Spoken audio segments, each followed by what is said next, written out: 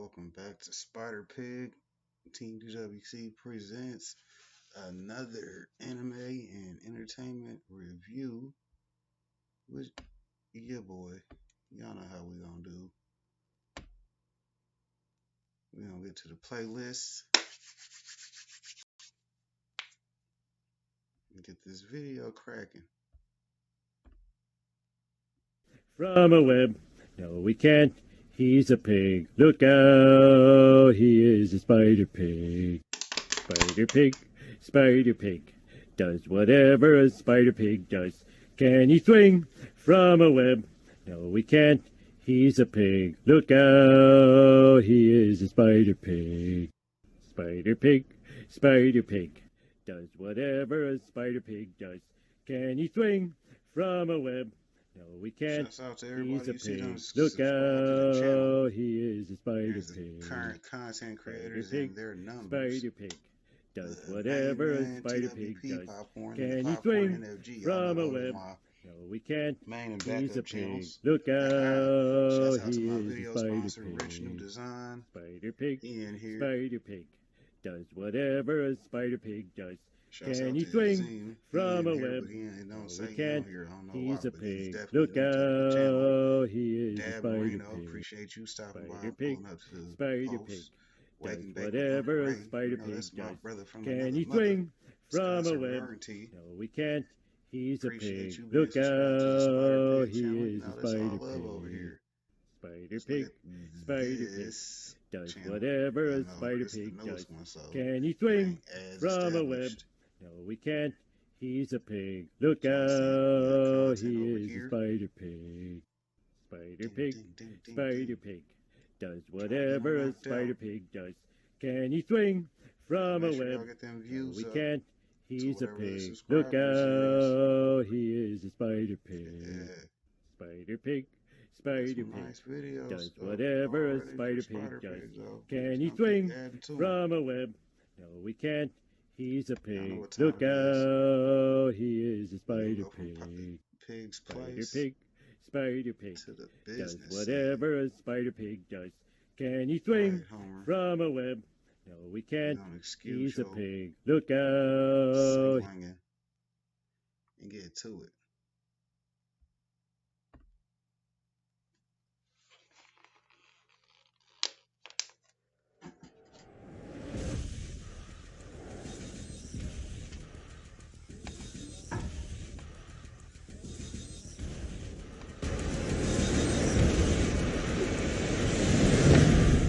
I've waited 400 years for this day. You're needed. We are in the last city on Earth. Some call it the perfect society, but others know better. Government control is total. People disappear as though they never existed. But there are rebels who believe in freedom and who fight in the name of the disappeared. I am one of them.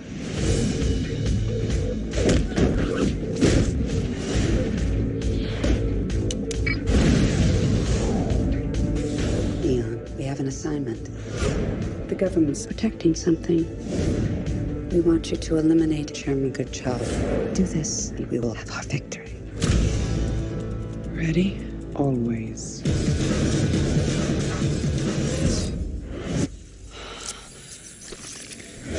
I'll keep off the grass.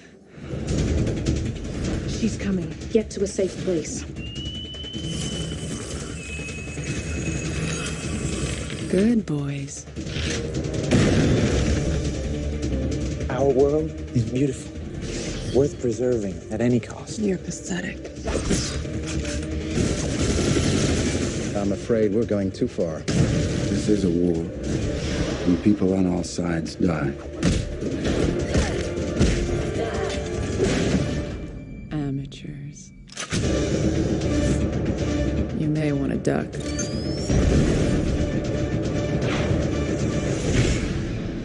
I had a life once. Now all I have is a mission.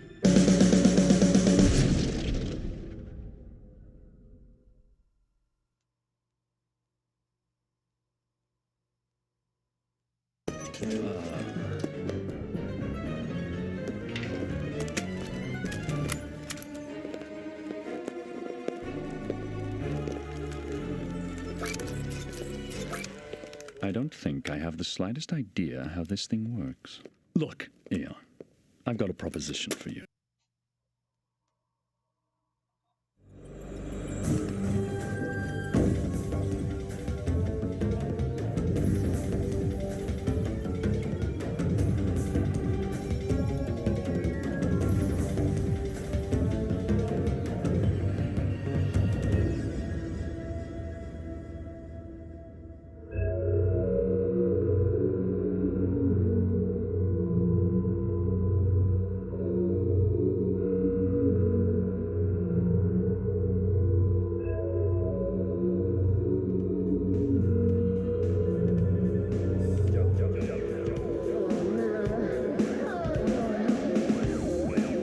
Liquid television, for those who might not have seen it, was, we call it part funhouse, part laboratory.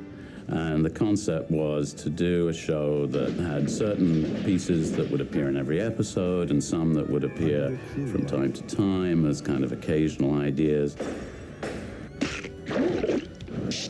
My name is Susie. We variously called it Sesame Street on LSD and put your favorite TV shows in the blender and hit puree. We had the opportunity to develop different kinds of story and innovate storytelling somewhat.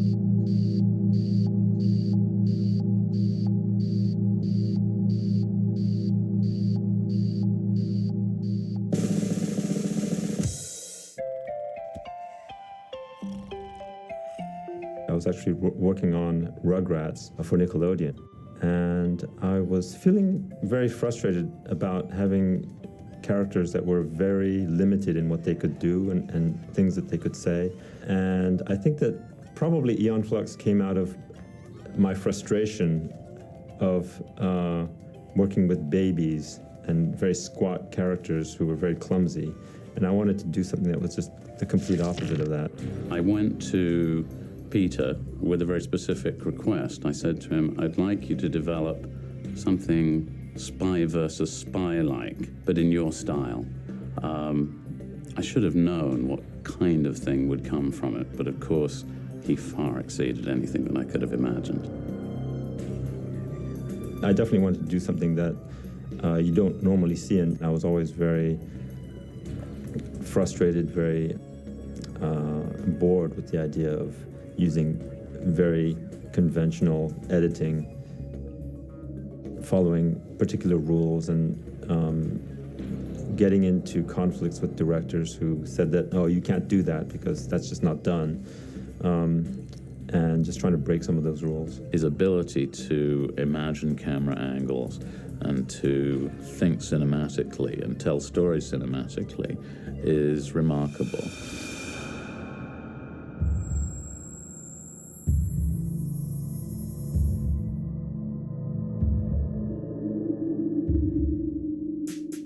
We sold it to MTV based on one image, really.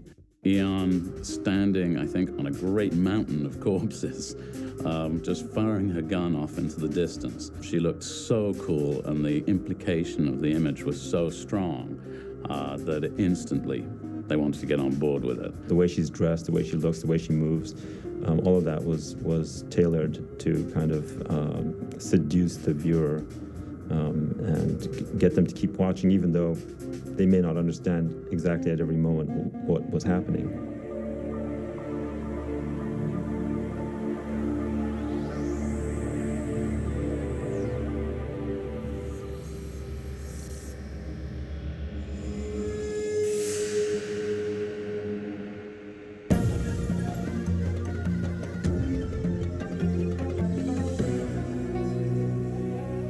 Aeon Flux, quite frankly, was way more action-oriented and way smarter than most of the other stuff that we had. The idea was to present a lot of action which was offered without any explanation.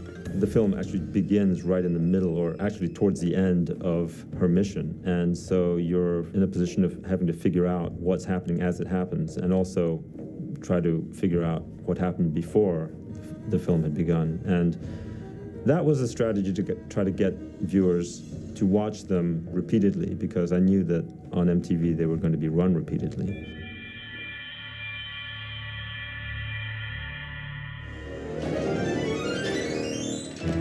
first episode where you're first introduced to her, it's like very kind of heroic action type of filmmaking.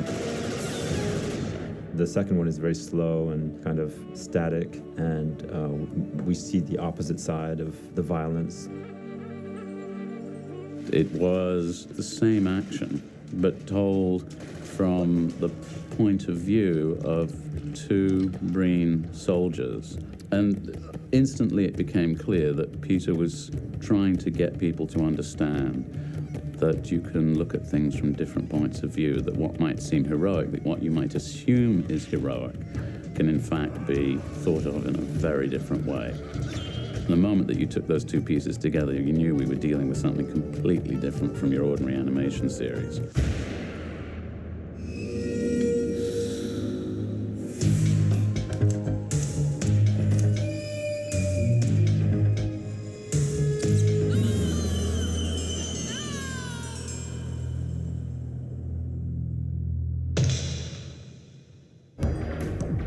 I wanted her to die at the end of the pilot, just because I thought it would be a subversive thing to do. And the point of the pilot episode was to show how futile her whole mission was to begin with. And not only did she die, but she actually fails to accomplish anything really. Second season, instead of the question being, how's the hero going to get out of it this time, the dramatic tension would be, how's Aeon going to get it this time?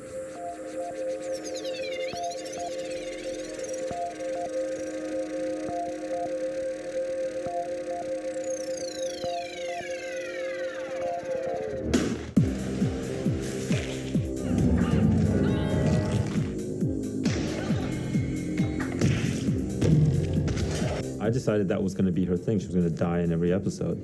If you start with the premise that she's always going to die, you can have her do things that a normal character in a recurring series wouldn't do. It allowed the character to be completely unrestrained morally.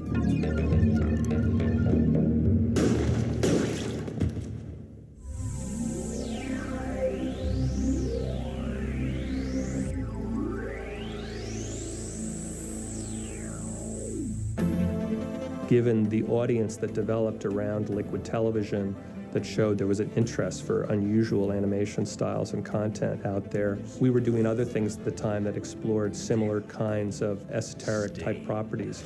Sam Keith, The Max. And I'm in. And Eric Fogel's The Head. Take me to your leader.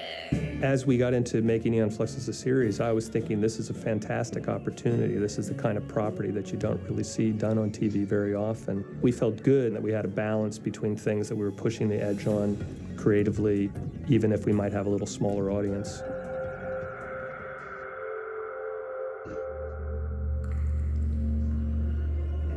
I had always been interested in telling different kinds of stories in unconventional ways. I mean, that was really, my whole interest in wanting to be a writer-director. We'd been given a pretty significant amount of leeway on Liquid Television. Everything was very intense, very concentrated. You were packing an awful lot into these very short periods of time. We wanted to maintain that for the series, but realistically, were we going to be able to do that?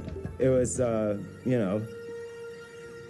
just a runaway train of sleepless nights, endless conjecture. Getting into Peter's mind is probably the most difficult thing about working on this show, because it's the most personal show I've ever worked on. The single most important thing about the character was that she's self-motivated, that she does not belong to any kind of organization. She's not fighting crime. She's not trying to uphold the law. She's not upholding any kind of ideology or fighting for her country. Everything she does is personal. She was a little racy and edgy, but that was sort of the point, and everybody knew that from the beginning when you saw the shorts. So the challenge was back to trying to make sure that Peter's vision got on the screen and had integrity, yet could be shown so that a larger audience could see it. I think we were kind of given to know right up that when we were going to series that there would be some concerns from standards. I think fairly rapidly MTV was disabused of the idea that it could play easily on Saturday morning. There were, of course, various euphemisms, double entendres, hidden meanings, subtexts, that it's quite possible that the MTV executives would have been concerned the audience wouldn't understand.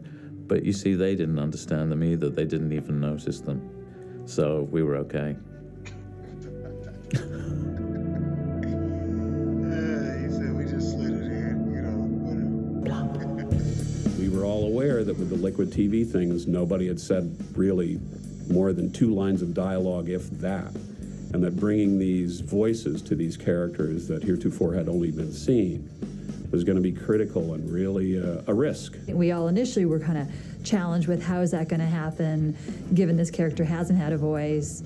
How's it going to sound? How's it going to work? How's it going to play? I think we wanted to create a set of voices that weren't distinctively from anywhere. I'm not sure that we even really thought of Monica and Brenya as being on Earth, per se.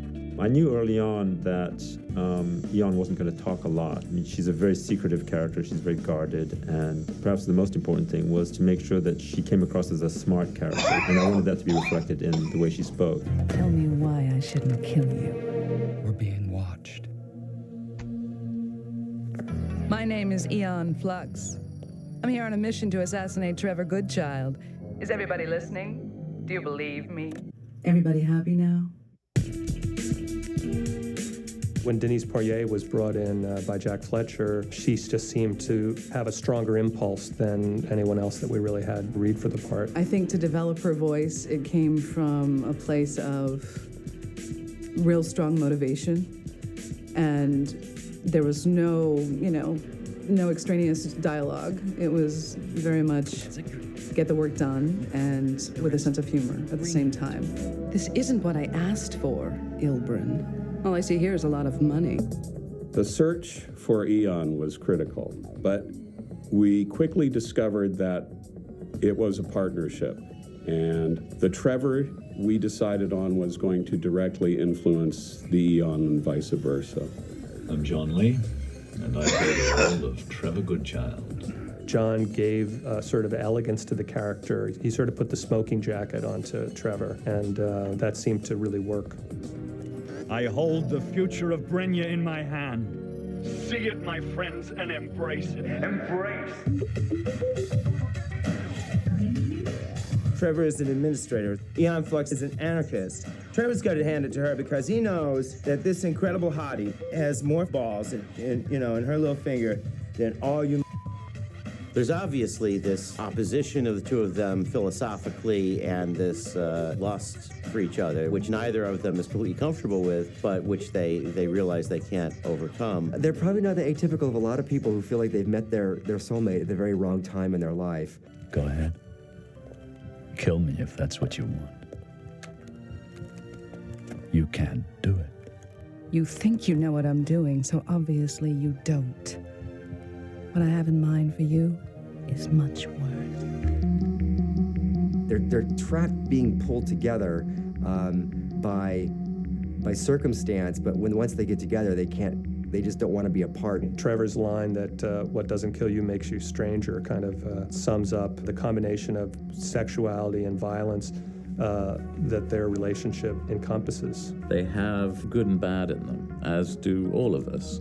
And most of the shows were about creating ethical and moral dilemmas for them and letting those play out. Peter's definitely trying to make a show that makes you sit back and go, wow, what was that about? I don't think MTV has ever had anything nearly as intellectually engaging as Aeon Flux on its air. Most of the stories were easy for people to follow, but not all of them. So I think in some ways that maybe we could have opened it up to a little bit of a larger audience. But with that said, I think we maintained the integrity of the original character the way that Peter had hoped to. We wanted to explode the envelope of this science fiction vehicle.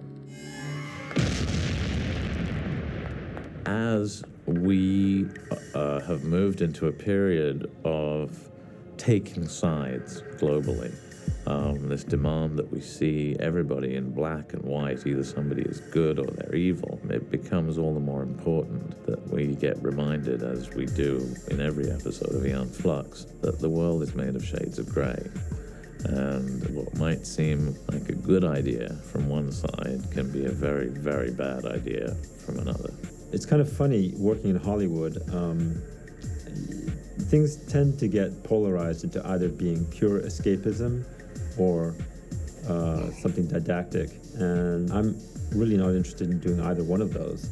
I'm really interested in getting the viewer to shift his mind into thinking in a new way. And that's really what these shows is about. I don't have a specific message that, I'm hoping that each viewer gets out of the whole series. It's really up to them what they want to take away from it. When you're making a film in any medium, you're never really finished with it. It's just you have to deliver it at a certain point. You just have to stop. There had always been parts of the show when they were all finished and had aired that I wanted to go back and fix. These are the very first Aeon Flux episodes.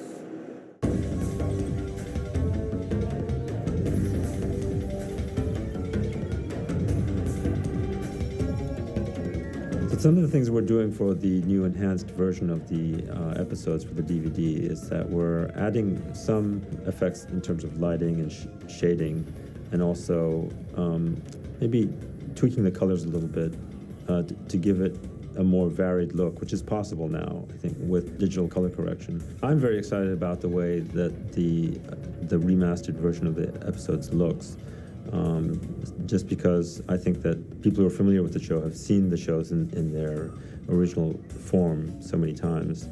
And I know I have, so I'm interested in presenting them in a brand new way. I think it gives it a new life, and I think that fans will appreciate it. Aeon Flux, bitch fatale, anarchic chic. She's a death toy. She takes no prisoners, she takes no lip. You're gonna rip a zipper, danger boy, a trip to get a grip on the equipment, but you're under cardiac arrest. This is not a test. She's a death toy, Aeon Flux. She's a death toy.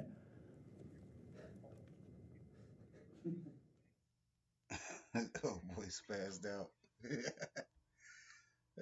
Hit him with the hook.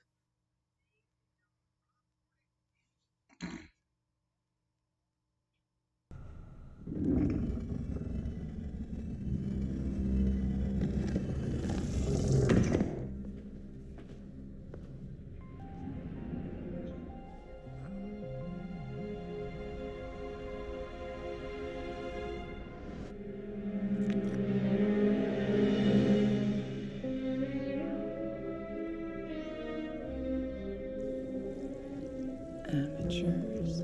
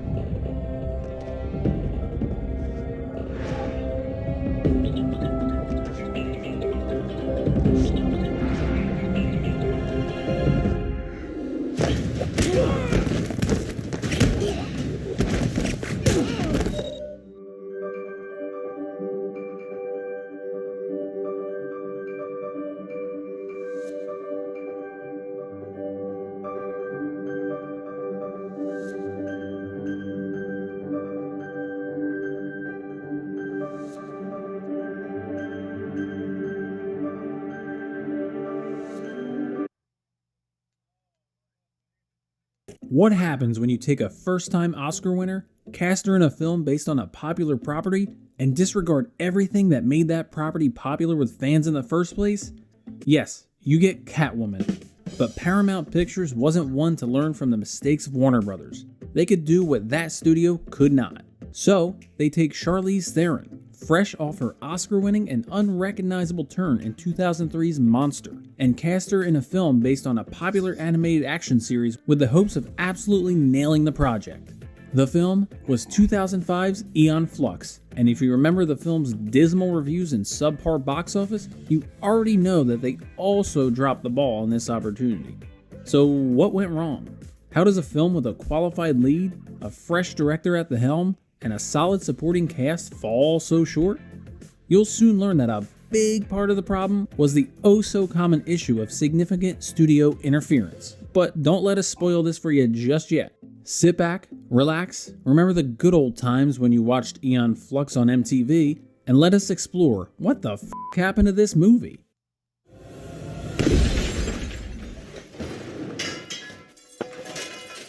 Depending on your generation, the Aeon Flux sci-fi animated series, which ran on MTV until 1995, was a part of your late-night viewing.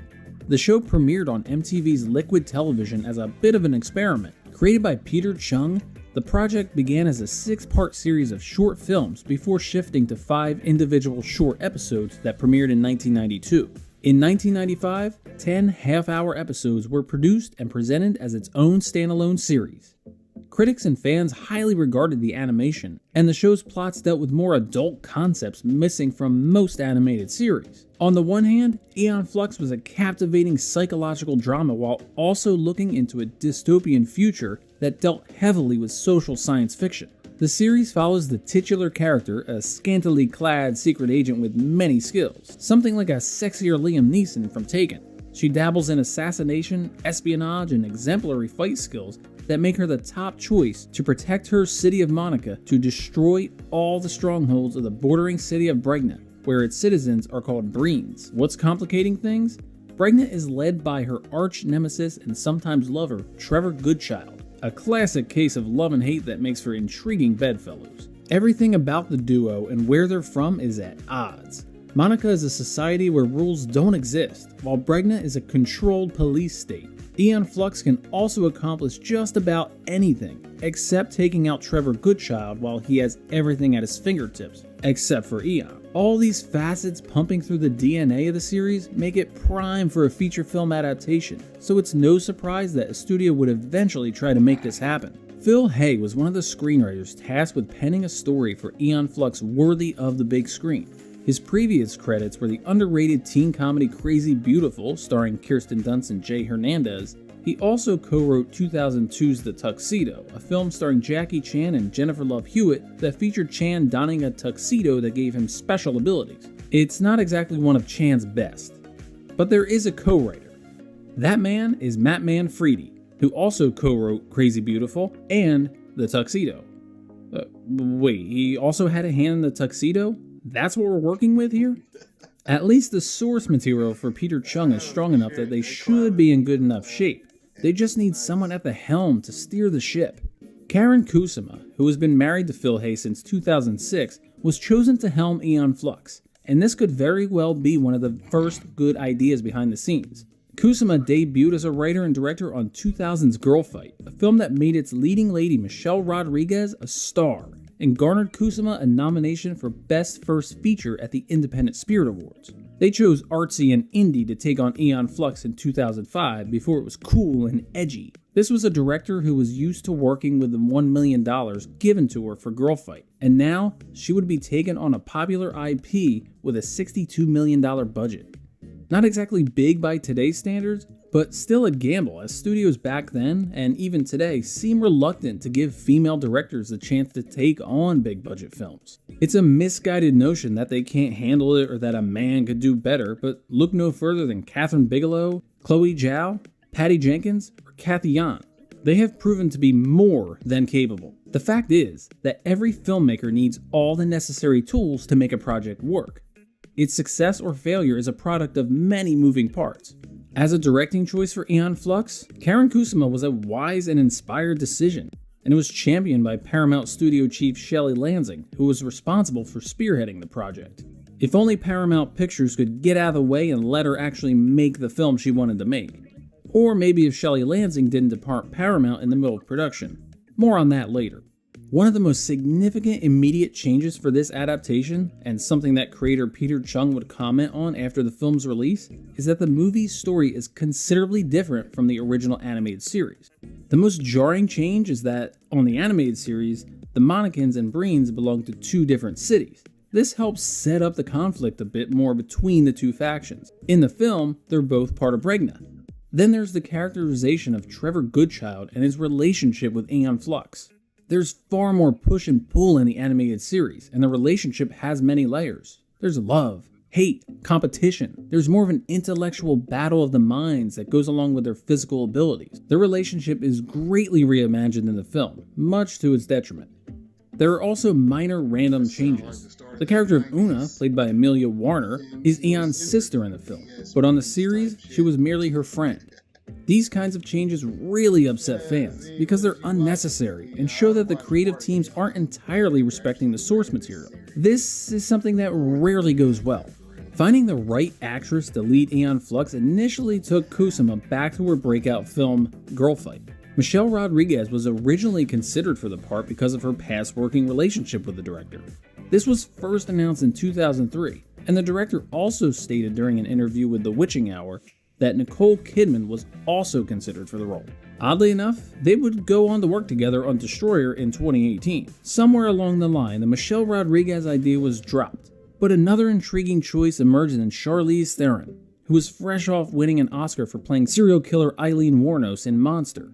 Aeon Flux presented Theron with an opportunity to lead a potential franchise, an enticing concept coming from an Oscar win. For Paramount, the actress represented a big enough name to lead the project and make it a viable box office hit. Theron would be joined by Martin Kousakis as Trevor Goodchild, Johnny Lee Miller, Sophie Okonedow, Pete Postlethwaite, and Frances McDormand in supporting roles. Not a bad cast for a film headed for a lot of trouble. Kusama and the production team initially chose the Brazilian capital of Brasilia in which to shoot the film. It was believed that the modern architecture there would most resemble the fictional city of Bregna, but the producers rejected the idea outright. They believed that Brasilia lacked the proper infrastructure to support a major motion picture, so Berlin and Potsdam in Germany were ultimately chosen after a more extensive location scout. The cool thing for the production was that Aeon Flux was allowed to shoot in various locations where access had previously been denied, such as the Adlershof Schulturm and Wind Canal Wind Tunnel facility, and the Treptow Crematorium. As the film continued to commence, an accident occurred that would derail the project for over a month. In September of 2004, Theron was doing stunt work on the 10th day of shooting, and the actress suffered a neck injury after slipping during training. Theron would have to go through 6 weeks of physiotherapy. But just to prove how much of a trooper she really is, she still insisted on doing most of her own stunts when she got back to work. Many of Aeon Flux's problems began brewing behind the scenes. As previously mentioned, Shelley Lansing was the studio head that helped develop the film for the big screen, but she transitioned out and was replaced by Donald DeLine. During an interview for Deadline, Kusama revealed that while she was cutting the movie, DeLine then left the studio and was replaced by Brad Gray and Gail Berman. That means that 3 studio heads were involved at one point, as Aeon Flux went through production and its final cut. Kusama said in the interview, quote, "New administrations at a studio typically see the movies from their prior administration as failures, and it's tough to wrap your head around from a business perspective, from an ego part of the business. That's hard to understand. The person who can't control those huge transitional moments is often the director." Kusama said that the film was ultimately taken from her after she finished filming, and it was majorly re-edited in the process. Storylines and characters were altered, and the studio felt that she had made more of an art film rather than something that would sell to the masses. That's a funny notion since the original animated series is praised for its avant-garde sensibilities. It's much deeper than the throwaway action piece that they tried to put together in post-production. Adding insult to injury, after taking the film away from Kusama, they recut the film into a 71-minute version that resulted in some poor test screenings. They then asked Kusama to come back to edit the movie yet again, but they still didn't support her original vision. Kusuma's cut was reportedly about 30 minutes longer and even featured a different score composed by Johnny Klimek and Reinhold Heil. The studio was not pleased with their score, so they went with Graham Revell's music for various test screenings during their personal re-edit of the movie. What's a bit unclear is how much of the 71-minute version that the studio cut together is the R-rated cut that some of the producers desired. Alternate versions of scenes were filmed that showed more graphic fights and bullet hits, while others reportedly featured more nudity from Charlize Theron in various scenes. Paramount ultimately decided to go for a PG-13 rating, so a lot of the more intense violence and nudity were cut. A lot of this was at the objection of Kusuma, who felt the film was really out of her hands after filming Wrapped. After not being screened in advance for critics, Aeon Flux was ultimately released on December 2nd, 2005. That's not usually a good sign. Even opening during the more robust month of December, which tends to get a bump as people head into the Christmas holiday, didn't help Aeon Flux. The film placed second at the box office during its opening weekend, with a gross of $12.6 million, behind the $19.8 million third weekend of Harry Potter and the Goblet of Fire. Harry Potter?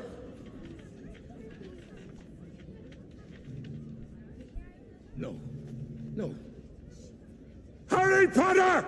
Aeon Flux declined by 64.9% to just $4.5 million during its second weekend, and dropped to 6th place. By the end of its run, the film grossed $25.8 million domestically and $52.3 million worldwide.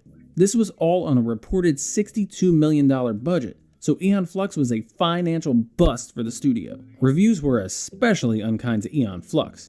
The film holds a dismal 9% rotten rating on Rotten Tomatoes, with a consensus that reads, quote, Aeon Flux lacks the gravity-defying pace of its animated predecessor and, despite some flash, is a largely dull affair. The New York Post gave the film 0 out of 4 stars and called it the year's worst movie. Variety called it spectacularly silly, while Entertainment Weekly said Charlize Theron was, quote, stranded in a trashy and derivative glum zone of fashion runway fascism. David Edelstein of Slate was a bit more positive when he said the film was, quote, not that terrible. Have to find praise wherever we can here. In the years since the film's release, it seems like everyone involved with the movie agrees that various aspects of the production were completely mishandled. From going through 3 studio heads to the studio re-editing the original vision to maybe biting off more than they could chew, it doesn't look like everyone had the same outlook at all in the film. Charlize Theron told Variety in 2017, quote, we f***ed it all up. I just don't think we really knew how to execute it. And it's disappointing, but it happens. Even though Theron had doubts about the film, she respected her director and trusted her vision. During their own interview with BuzzFeed, writers Phil Hay and Matt Manfredi acknowledged that the final cut is 30 minutes shorter than Kusuma's cut. And Hay even said, quote, in tone, pace, style, and character development, there are some big departures. Perhaps the words that cut the deepest were those of creator Peter Chung. He never liked the film's script, and he said, quote, the movie is a travesty. I was unhappy when I read the script 4 years ago. Seeing it projected larger than life in a crowded theater made me feel helpless, humiliated, and sad. During more of his criticism, he also seems to lay the blame on the studio for what went wrong with the film, citing their desire to make a mainstream action film that would sell to the general public. Chung said, quote, it's possible to make good unconventional films. It's also very hard. In any case, if you're going to risk failure, I say do it boldly, with conviction. The problem with the movie is its failure of nerve. In all this, Kusuma seems to be the biggest victim of the film's failure. During a chat with BuzzFeed, when Aeon Flux flopped, she said her agents told her in a jokey tone that she was, quote, in movie jail now. This concept falls on certain directors when they have a big flop, even if they had other promising and well-received material. Unfortunately, the daggers from this seem to hit female directors even harder. Look at Patty Jenkins in Wonder Woman. The first film is a big hit and critically praised. She's the toast of the town. Wonder Woman 1984's critical reception was much harsher, and suddenly, Jenkins' talents were being questioned on social media. Kusuma went on to direct Jennifer's Body in 2009, and that's a movie that's had its share of marketing issues because the studio didn't know how to handle the concept. The movie has gone on to gain a significant cult following, and the overall experience in the industry has taught Kusuma that she needs final cuts of her films. During a talk with Deadline, Kusama said, quote, "I've had Final Cut on 3 movies, Girl Fight, The Invitation, and Destroyer, and that's how I'd like to continue to work. Working independently on a very aggressive budget, sure, I'd like to have more time and resources on future films, but I recognize that sometimes creative control comes at a very high price, and I'm willing to pay it. Aeon Flux may not even be on the so bad it's good spectrum, but let it be a learning experience for studios to adapt complex and popular source material. There is no need for big, sweeping changes to make things better. When there are too many cooks in the kitchen, projects fall apart, and Aeon Flux, unfortunately, fell victim because of this.